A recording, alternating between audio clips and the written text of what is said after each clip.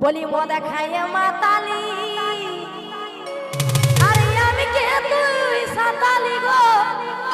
আধারাইতে ও গো হয় আধারাইতে